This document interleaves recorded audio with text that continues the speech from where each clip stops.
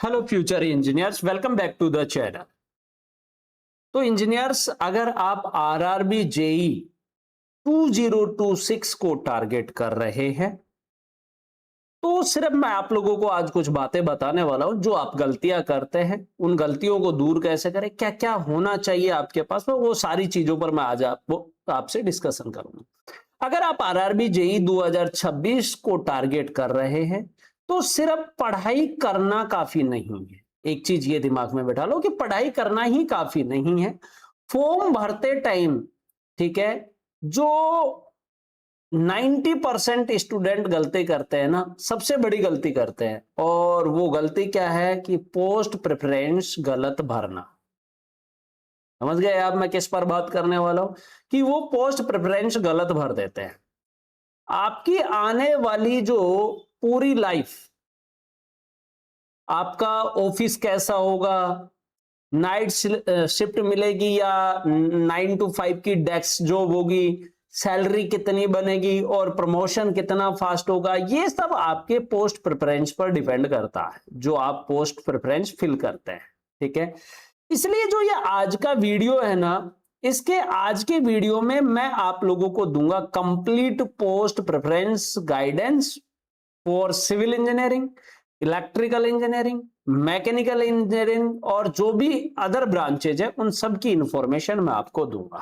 ठीक है, साथ ही हम डिटेल में बात करेंगे कि जो इनकी जो हमारे आरआरबी जेई वाले एस्पायरेंट होंगे या जो जेई बनकर जाएंगे, उनकी इन एंड सैलरी कितनी होगी, अलाउंस और जो प्रमोशंस हैं और जो प्रमोशन की हायरार्की है उनके बारे में बात करेंगे।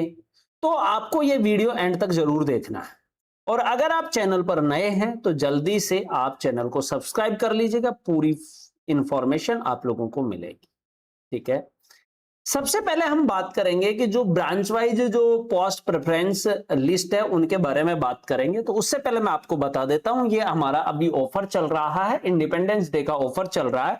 अगर आप एसएससी जेई के लिए या आरआरबी जेई के लिए या अदर स्टेट एई जेई के लिए प्रिपरेशन कर रहे हैं तो आपको सब्सक्रिप्शन मिलता है मात्र 6,499 रुपए में। ध्यान दीजिएगा, मात्र 6,499 रुपए में सब्सक्रिप्शन मिल रहा है। 12 मंथ पर 12 मंथ का एक्सटेंशन आपको मिल रहा है, 6 पे 6 मंथ का एक्सटेंशन आप लोगों को मिल रहा है। अभी लोवेस्ट प्राइस आप लोगों को मिल रहा है और 100% फीस रिफंड है 80 लकी विनर्स के लिए। वीडियो के डिस्क्रिप्शन में इसका लिंक दिया गया है, बस आपको कुछ नहीं करना, जब आपसे एक कोड पूछा जाए तो आप ये कोड यूज करेंगे प्रमोद के लाइव। ठीक है, और जो भी अपकमिंग हमारे नए बैचेज है वीडियो के डिस्क्रिप्शन में सभी के लिंक दिए गए, आप ज्वाइन कर लीजिएगा। ठीक है, चलिए तो हम आते हैं अपने वापस उसी बात पर जो हम कर रहे थे। ठीक है, अब मैं आप लोगों को बताऊंगा कि ब्रांच वाइज अगर हम बात करें, ठीक है, तो चलिए सीधे चलते हैं हम पोस्ट प्रेफरेंस। एक रूल हमेशा याद रखना, अगर आपको आराम की जॉब चाहिए तो वर्कशॉप या डिजाइन एंड ड्राइंग हमेशा टॉप पर रखना है आपको। ठीक है, क्या करना है कि अगर आपको आराम की जॉब चाहिए तो वर्कशॉप या डिजाइन एंड ड्राइंग हमेशा टॉप पर रखना।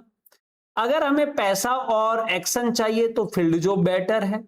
ठीक है, गर्ल्स के लिए हमेशा एक चीज ध्यान रखिएगा, गर्ल्स के लिए मैं बताना चाहूंगा कि जो डेस्क जॉब होती है वो बेस्ट रहती है। ठीक है, अब जैसे सिविल इंजीनियरिंग के लिए मैं बात करूं, सिविल इंजीनियरिंग के लिए पोस्ट प्रेफरेंस की बात करता हूं, तो सिविल इंजीनियरिंग के लिए जो मेरी रिकमेंडेड लिस्ट है वो ये रहेगी कि सबसे पहले आप प्रिपेयर करेंगे जो डिजाइन एंड ड्राइंग है, ठीक है, या एस्टिमेशन जो आपकी ब्रांच रहेगी। ठीक है, सिविल इंजीनियरिंग के लिए बात करता हूं।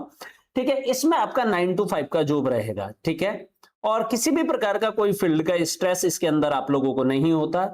दूसरा वर्क, ठीक है, एक आपकी ब्रांच कौन सी आती है, पोस्ट आती है वर्क।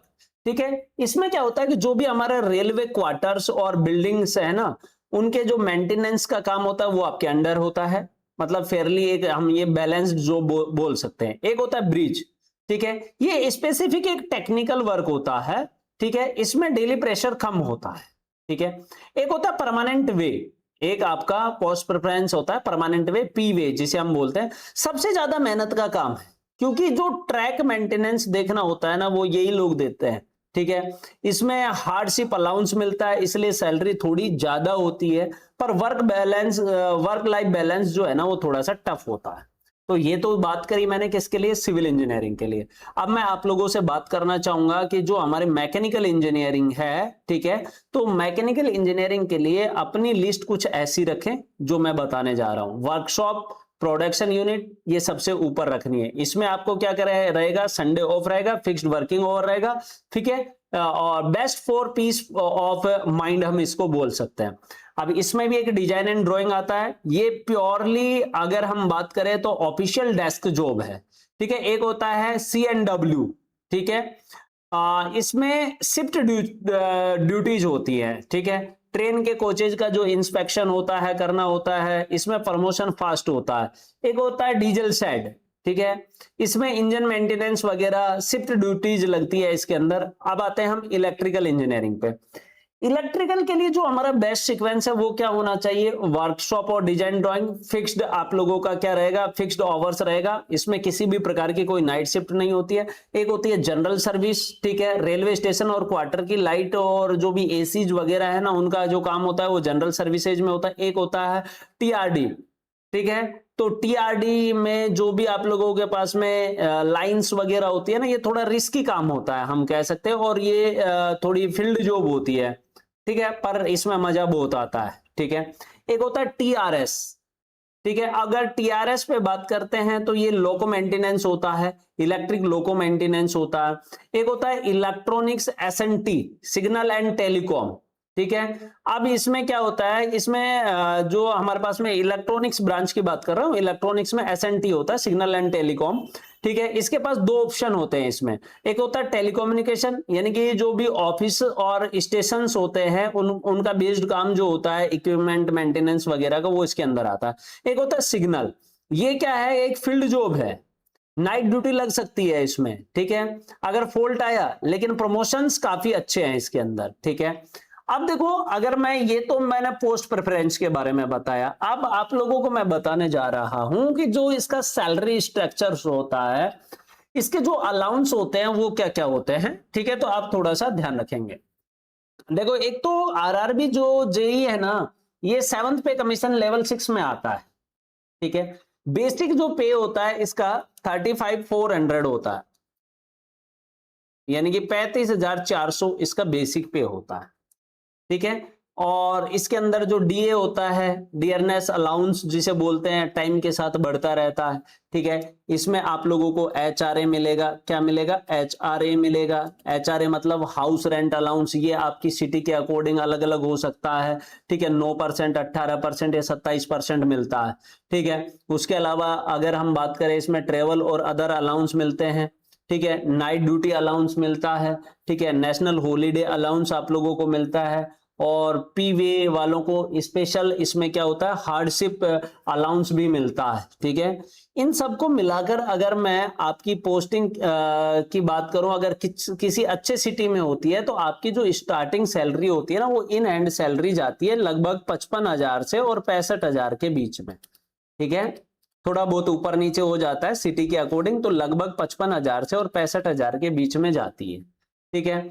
अब उसके अलावा आराम से बन जाती है इतनी सैलरी। तो इसके अलावा रेलवे अपने जो एम्प्लॉयज होते हैं उनको मेडिकल फैसिलिटीज भी प्रोवाइड करवाता है, और उनके पास में ऑल इंडिया का फ्री ट्रेन का पास मिलता है, उसकी फैमिली के लिए भी मिलता है, ठीक है।